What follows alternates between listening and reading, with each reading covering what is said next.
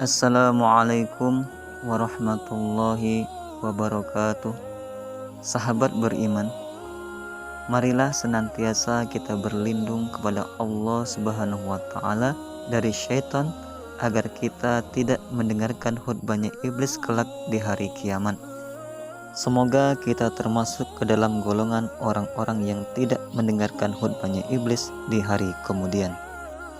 Iblis menyampaikan khutbahnya di hadapan orang-orang yang mengikutinya yang telah ditetapkan oleh Allah Subhanahu wa Ta'ala untuk masuk ke dalam neraka jahanam ketika mereka digiring menuju neraka jahanam. Allah Subhanahu wa Ta'ala berfirman, orang-orang kafir dibawa ke neraka jahanam berombong-rombongan, sehingga apabila mereka sampai ke neraka itu, dibukakanlah pintu-pintunya, dan berkatalah kepada mereka penjaga-penjaganya, apakah belum pernah datang kepadamu rasul-rasul di antaramu yang membacakan kepadamu ayat-ayat Tuhanmu dan memperingatkan kepadamu akan pertemuan dengan hari ini? Mereka menjawab, benar, telah datang, tetapi telah pasti berlaku ketetapan azab terhadap orang-orang yang kafir. Quran Surah Az-Zumar ayat 71. Al-Hasan Al-Basri rahimahullah berkata, tatkala hari kiamat, iblis berdiri di atas sebuah mimbar, kemudian berkhutbah seraya berkata, sesungguhnya Allah telah menjanjikan kepadamu janji yang benar, dan aku pun telah menjanjikan kepadamu, tetapi aku menyalahinya. Al-Hafidz Ibnu Katsir rahimahullah berkata, Allah mengabarkan tentang khutbah yang disampaikan oleh iblis kepada para pengikutnya, yaitu setelah Allah memutuskan menghisap para hambanya, kemudian Allah memasukkan kaum mukminin ke surga, dan Allah menempatkan orang-orang kafir ke dalam neraka jahanam. Maka iblis tatkala itu berdiri dan berkhutbah kepada para pengikutnya agar semakin menambah kesedihan mereka, kerugian di atas kerugian, serta penyesalan di atas penyesalan. Khutbah iblis di hari kiamat kelak bisa menjadi renungan bersama agar tidak menjadi orang-orang yang merugi di akhirat. Sebab ketika dilaknat dan dikeluarkan dari surga oleh Allah Subhanahu wa Ta'ala untuk bersujud kepada Nabi Adam, iblis bersumpah untuk menyesatkan anak cucu Adam hingga akhir zaman. Iblis juga memohon kepada Allah agar ditangguhkan ajalnya hingga hari kiamat, dan Allah mengabulkan doa iblis. Kisah tersebut diabadikan di dalam Al-Quran, yang artinya, berkata iblis, ya Tuhanku, kalau begitu maka beri tangguhlah kepadaku sampai hari manusia dibangkitkan.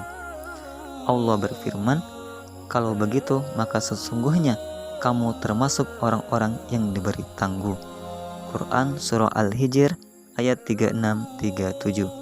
Setelah itu, iblis lalu berusaha untuk terus menyesatkan manusia dari jalan Allah Subhanahu wa Ta'ala hingga hari kiamat. Iblis kemudian berkhutbah kepada para pengikutnya tatkala mereka akan dimasukkan ke dalam neraka jahanam dan telah melihat api yang menyala-nyala yang siap membakar mereka, sebagaimana firman Allah Subhanahu wa Ta'ala yang artinya, dan berkatalah syaitan tatkala perkara hisab telah diselesaikan, sesungguhnya Allah telah menjanjikan kepadamu janji yang benar, dan aku pun telah menjanjikan kepadamu, tetapi aku menyalahinya. Sekali-kali tidak ada kekuasaan bagiku terhadapmu, melainkan sekadar aku menyeru kamu, lalu kamu menuruti seruanku. Oleh sebab itu, janganlah kamu mencerca aku, akan tetapi cercalah dirimu sendiri. Aku sekali-kali tidak dapat menolongmu, dan kamu pun sekali-kali tidak dapat menolongku. Sesungguhnya aku tidak membenarkan perbuatanmu mempersekutukan aku dengan Allah sejak dahulu. Sesungguhnya orang-orang yang zalim itu mendapat siksaan yang pedih. Quran Surah Ibrahim ayat 22. Di dalam khutbah tersebut, iblis mengatakan kepada para pengikutnya bahwa Allah telah memberikan janji kepada orang-orang tersebut, yaitu janji yang benar dan pasti ditepati. Iblis pun memberikan janji-janji kepada para pengikutnya. Namun, janji iblis itu hanyalah janji palsu yang merupakan bagian dari tipu muslihatnya untuk menjerumuskan manusia ke dalam dosa dan kesesatan.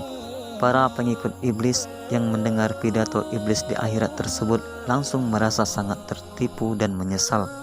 Namun, penyesalan di akhirat adalah penyesalan yang sia-sia, dan mereka akan menjadi teman iblis di dalam neraka dan kekal di dalamnya. Saudaraku, jangan sampailah kita menjadi orang-orang yang menyesal ketika mendengar pidato iblis di hari kiamat kelak. Semoga Allah Subhanahu wa taala menjaga dan melindungi kita dari tipu daya iblis laknatullah. Na'udzubillahi min dzalik. Wallahu a'lam bissawab. Wassalamualaikum warahmatullahi wabarakatuh.